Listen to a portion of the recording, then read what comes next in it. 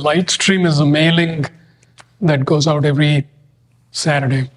And so if you can sign up for it, it's a free, you get like a 2 sentences in your mailbox. So the one that went, I think this morning, let me read it so everybody knows what exactly it is. So let me bring it up. So here it is. So as I mentioned, it's just a few sentences. And today's Light Stream says, like does not equal love. You can like someone a lot and potentially confuse it with love. And perhaps surprisingly, you can love someone even if you don't like them. Pure love goes beyond liking. Love transcends like. So that is one of those counterintuitive things, right? It's like we feel intense like is very much love. You know, you like somebody so much, of course it's love, at that point. And it's not. So this is very confusing. So partly why we fall into that trap, and I think we all do to some degree. In fact, I would say pretty much all of us, we fall into that trap because of this. We have a natural bias for comfort, convenience, predictability, and security, right? These things, we like it. Why? It's our bias towards finite reality. As long as we think we are finite beings in a finite reality, it's but natural. If you give me a good cushion versus a bad cushion, I would prefer the good cushion. I mean, what's the big deal? Or a good mattress versus a terrible mattress, etc., right? A very good tasting drink versus not so good tasting drink. On the finite reality, we never have to read a book that says, prefer tasty things or anything such thing. It's like a no-brainer. We know it. Similarly, if we find a situation which looks dangerous, which is threatening to our being, right? We would be like, this is not safe. This is not comfortable. This is not, I'm going to avoid this, right? It's dangerous. It's a natural thing because if I step into that, I could get hurt physically, and I don't want to feel pain and suffering. Yet another thing I'd never had to read a book about. If it hurts, I don't want to go there. So this bias comes from being a finite being in a finite reality. And it totally makes sense, actually. It's nothing like wrong or anything. The problem is this.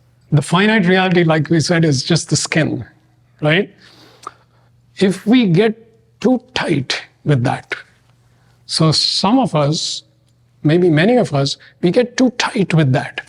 Like, I am going to focus on comfort, predictability, security, including liking falls into that category, things I like. That I'm going to, have many career options. I'm going to pick a career which is going to maximize the chances of me having all those things that I like with a higher probability. Let's see how many relationships options in front of me. Well, let me pick this one because I like it because it's going to be good. It's going to feel good. It's going to make me feel good, etc.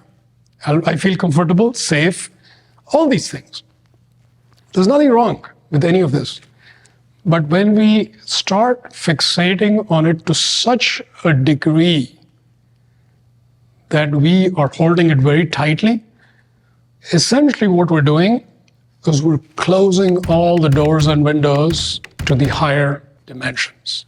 We're saying, I want to make it so good and so comfortable here. And I know I'm here in this finite reality. Other stuff, I don't know, all that stuff. I'm going to make this very comfortable.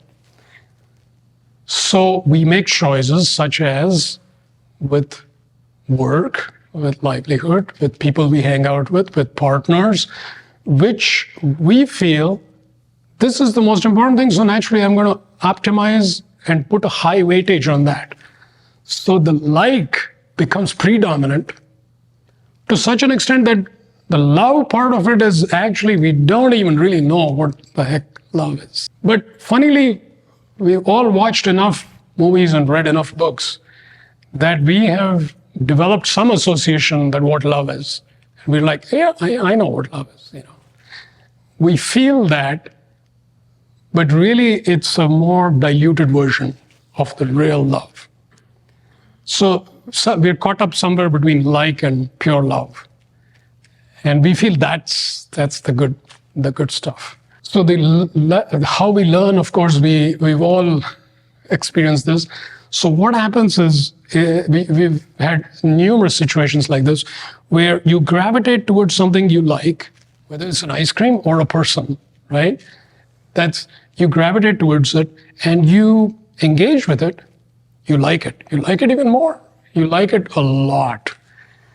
And then one certain day happens, you don't like it anymore. Now it's very confusing. It gets very confusing. You used to like it, now I don't like it. What's going on? And of course, it's never perceived like this, the way I'm saying it. Usually this is a person who was behaving a certain way, doing certain things, now is thinking weird, talking weird, acting weird. I don't like this new person anymore. So now it feels like a little challenging. It feels uncomfortable. In fact, liking, which we thought will give us the comfort, is guaranteed to give us discomfort. Strange. We've had this any number of times. So we certainly have to recalibrate in our own way.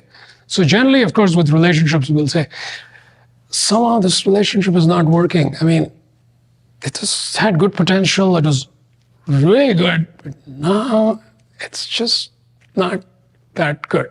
Something's not quite right. And obviously, this is not just romantic relationships. Any relationship. You can look at, your neighbor or a coworker, right? Notice if you have known somebody for a long enough time, you like the coworker, great to work with, 6 months go by, then it's like not so sure. Something's going on. This actually is one of the guarantees that the finite world offers. You could pick up any object in this room and it's going to start crumbling with time, right? I might say, this painting on the wall is so good. Somehow I've figured out a way that I could take this home because I like it so much and the folks here are so nice. They say, okay, Suresh, you can have this. So here's a great example. I like it a lot. I like it and I want to keep it. And guess what? I keep it. With time, things change. Something starts crumbling right in front of your eyes. So what happens is actually a good thing is happening when we have this like-dislike cycle. I like it, I don't like it. I like it, I don't like it. We are constantly feeling like things didn't work out. But actually, we are being shown that like is not the real thing, love is the real thing. So when like fails enough, then we say, okay, I have to look for something better. And sometimes it can get pretty dark because it's just like we feel maybe there's nothing good out there or something like that. Or maybe I'm just this very unfortunate person. Or maybe I just have bad karma. That's what it is. Just have bad karma, right? So love can appear very elusive. And so, but fortunately,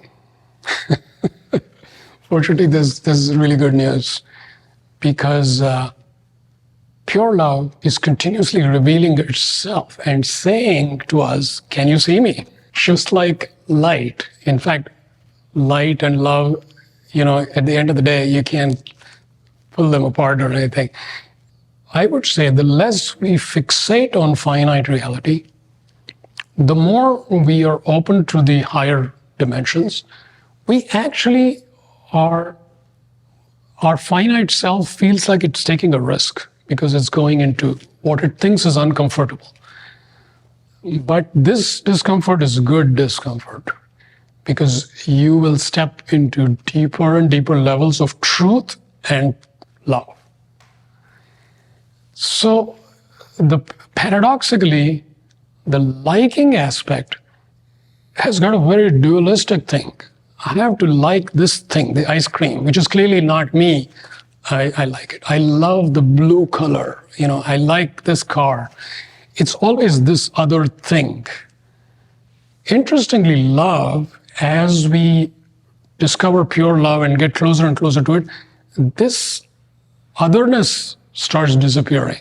It's more like there is love, there is pure love. I am in this pure love, rather than I am in pure love with somebody or something.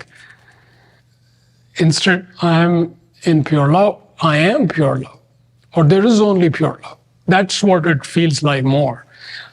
And the beauty is, it doesn't leave you feeling thirsty. Like is always like going away. Will it be there tomorrow? It might melt. The ice cream might melt if I don't keep it in the freezer. It's always crumbling. Whereas love, it feels like this is eternal, this is true, this is forever. In fact, it always was there, and for whatever reason, I wasn't paying attention. And it will be there forever. That's the feeling you get. That's the feeling you get. Even if it's an experience of pure love, in that midst of that, you feel this is it. This is never going to change. It will be like this forever. When you choose light, life becomes increasingly joyful, purposeful, and inspired. I invite you to join me to explore the realms of light, the infinite possibilities that light offers.